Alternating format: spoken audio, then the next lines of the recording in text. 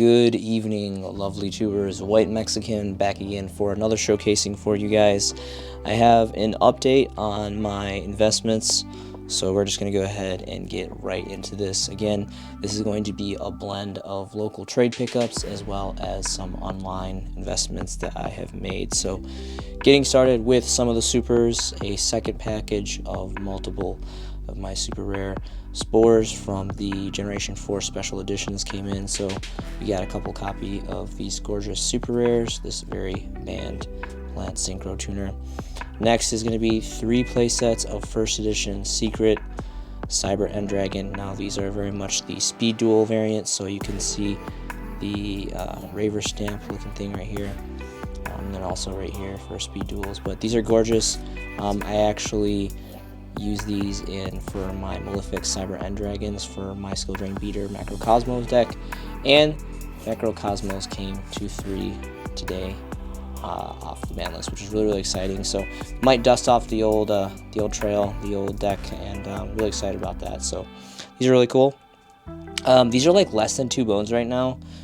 Same price for the spores. The spores were like a little under, like a phantom under a bone a piece for that. Just ban fodder.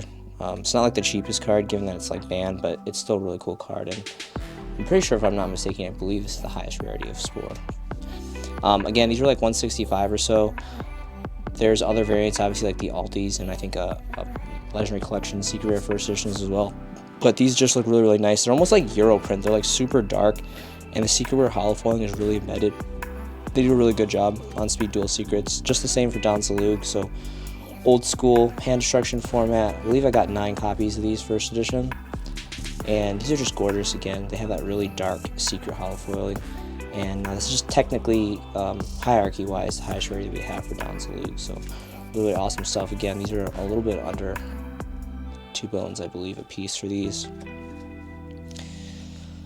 The Chaos Creator is going to be next, so Battles of Legend, Crystal's Revenge, I believe, is what dropped. This is an extremely underrated card, ladies and gentlemen. I believe that this is going for about 75 cents a pop right now. On pre-release, it was going for about 34, so it has increased a little bit. This is still insanely affordable. Anything a bone and under for single copies of this is amazing.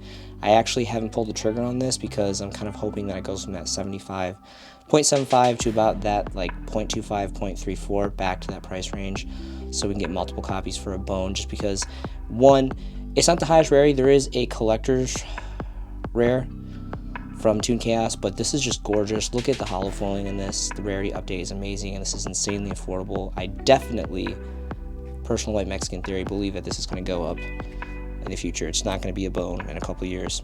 Next is going to be a first edition secret rare Mermail Bistis. So this is Battle of Legends Light's Revenge.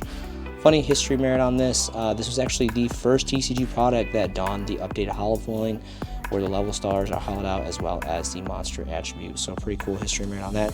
Again, these are like under a bone, like well under a bone, very affordable. Mermail Atlantean.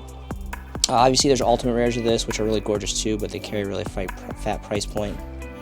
These are really gorgeous too, and they're just insanely affordable being under a bone. So I always pick those up for fodder and trades. We have a dual terminal, I believe this is 3, dual terminal 3 super rare. Trying to get the lighting on this, kind of hard. Now there are the Chapter 1 ultra rare, kind of like knockoff brands. They are ultras and these are supers, but these are very much superior in every way. It's kind of hard to see in this lighting, but this looks really nice. This is the original non-reprinted DT as a super rare, and this card is just an amazing hand trap, and an awesome card. I do like the first edition secrets from Front Guardian more, but I have several copies of these, so this was a nice pickup. 2 super rare crows from Legendary Collection 2, not the raw yellow mega pack. This was actually like Legendary Collections 3 and 4. They ran parallel. A lot of them did mirror rarities and mirror reprints as far as card layout. These are really gorgeous. These are my all-time favorite. Like, don't get me wrong, I do like the DTs and I do like the first edition ultimate rares of Crow. But with the new Battles of Legends set reprinting Crow and the disgusting rarity of ultra rare, it's utterly tragic. This it's driven the price down a little bit. These are still like around $6.9, so they're not anywhere near where they used to be. I mean, I remember picking these up for like a bone, 2 bones a piece. Talking about near mint first edition supers, but I just love these. And again, when these go down to that price range, to 2-3 bones a piece, I'm going to be picking them up in bulk, because this is just, you know, I have a strange obsession with hand traps and super rares, and this is a really old set. This was a good time when the set came around. We have a Spooky Dogwood from the tin, super rare, you know, really, really affordable. It was a throw-in, part of a trade, like 0.25 a bone or so. Randomly, there's these 2 Crawler Soma. So these are commons from Power of the Elements, and this card is really, really ridiculous. Funny enough, I actually, when I invested in Power of the Elements initially to build Sprite, I was actually going to do a Sprite Crawler build. It never saw fruition because, unfortunately, my seller on eBay canceled my cases of Power of the Elements. I ordered them like super early, like in like, I think it was like May of this year. So we're talking about, you know, several months ago. Didn't work out, unfortunately, but this was a really, really cool card. I was hoping they actually manufactured this in a super, but unfortunately it's just, you know, a peasant common. But it's a really, really good card. So if you guys don't know what it does, read it. It's awesome. And the Crawler floating mechanic has always been really interesting to me. So those are just thrown in trades as well, because they're really affordable and still a solo print. So okay, so moving on to the Magic cards, we got something really, really cool. Now, these are the Gold Series 4, I believe it was 4, Haunted Mine Gold Series, and we have 6 copies of these. Now, unfortunately, so these were actually listed as near mint, and I actually picked these up, I think it was either 20 or 21 a pop, I can't remember. But these are supposed to be a near mint. Now, sadly, the seller on TCG Player did not list them appropriately. Like 2 of them are like very light play, almost near mint. I'll give them that. These type of ghost rares from the set tend to have like naturally a lot of really bad scratching on the actual ghost hollow foiling, like right out of the box. So I wasn't really picky on that.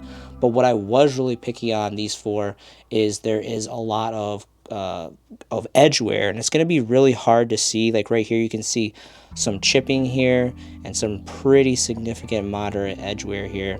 It's not really picking it up too much on the camera, but so that was really unfortunate. I did have to send the seller a message and see if I could claim some kind of reduced discount, because it was a pretty fat price point that I paid for 6. But again, it was a good price, though, I will admit.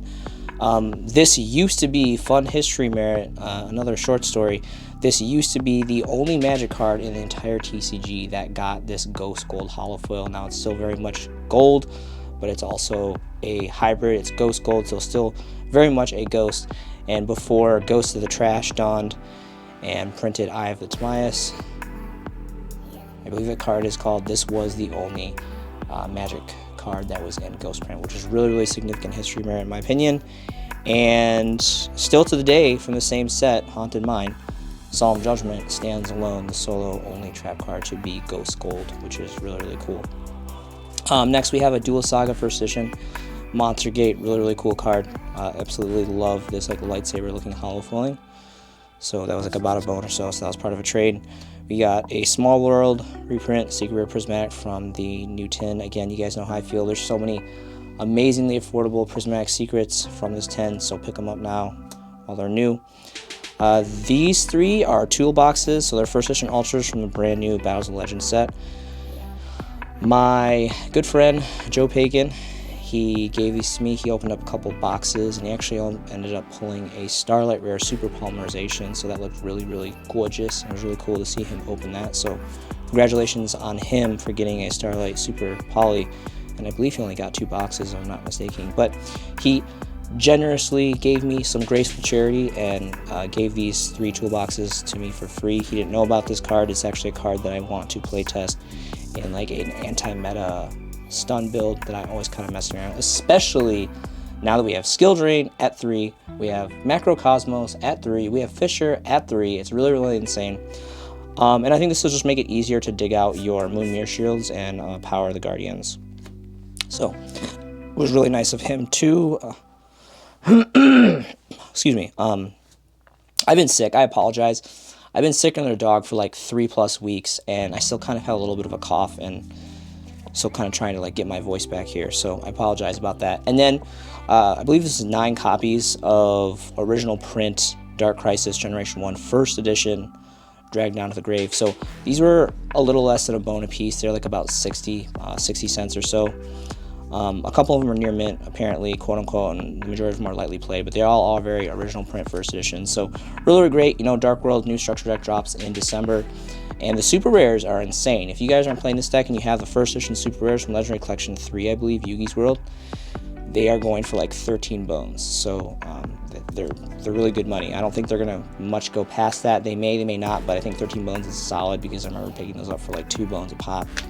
I have multiple of the first edition supers, so but I'm an avid Dark World player, so I think these are really underrated. We only have like this, and then the Dark Revelations print common, mirrored common, and then the super rare from Legendary Collection 3. So not a lot of options, and it's gonna be ran in 3 for the most part. At least I plan to run 3 in my personal build next month when the structure deck drops. Next, we have an ultimate rare Ghost Reaper and Winter Cherries. This is my all-time favorite as far as artwork for the Ghost Girls. Really great stuff. These are actually down now. They were going for about like 60-50. Now they're down to about 40-ish, 40-45. I actually got a deal on this one. I picked it up from a player at my local card shop here in Syracuse, New York, and I actually picked it up for a solid 35 cash on spot. And this card, it's kind of difficult because on like the surface layer, like looking at it, it looks very dull and very faded. It's definitely not, doesn't have like that OCG pop per se. We definitely kind of get shafted here in the TCG as far as the aesthetics, as far as ultimate rares now being only OTS. But if you really turn it and really kind of get the lighting right, the hollow foils do go very deep, and there's like these like pimpin' purple diamonds in the background, which look really cool, and it really just pops around the background. It's really beautiful. So all around, I think it's solid.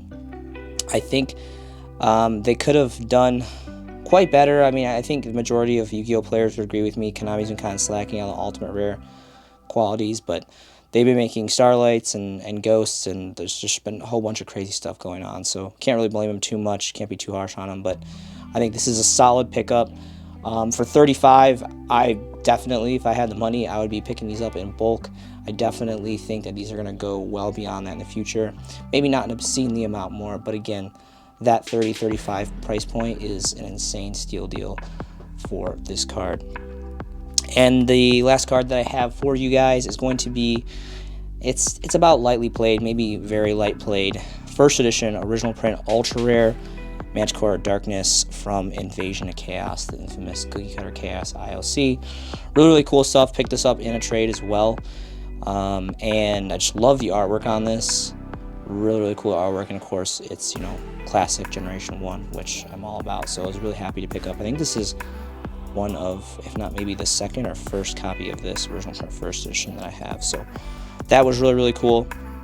I'm going to go ahead and place this here for good luck because I have not opened my OTS 20 pack from Sunday's tournament from last weekend, so I'm going to give you guys a little treat, and I'm going to open it up on camera for you guys. So let's see if I can go ahead and do a mirror replicate and get another cherries. Now, my hopes aren't too high for pulling an alti because there were 2 altis that were pulled at my locals on Sunday.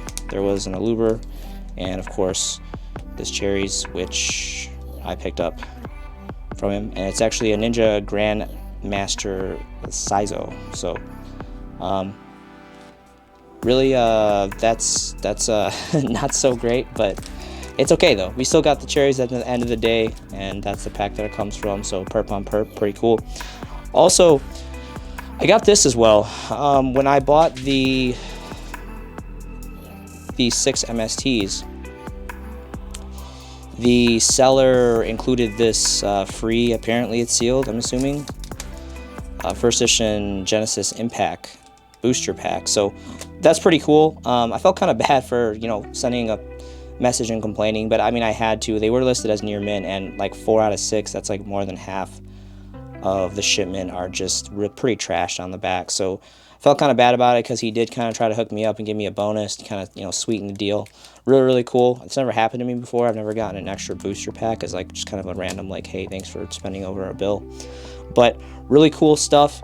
That's all I have for you guys tonight. Again, if you guys like these type of videos, please give me some feedback, because I'm still trying to kind of figure out how you guys feel about these type of videos and how to improve them so I can create some better, more curtailed content for you guys. Holidays are coming up. Please remember to love each other, take care of each other. You never really know what's going on with others. And, you know, loneliness, depression, isolationism, it's a real thing. I hope you guys are making some fantastic Yu-Gi-Oh! Investments yourself. This has been a showcasing by The White Mexican, and I'll see you in the next video.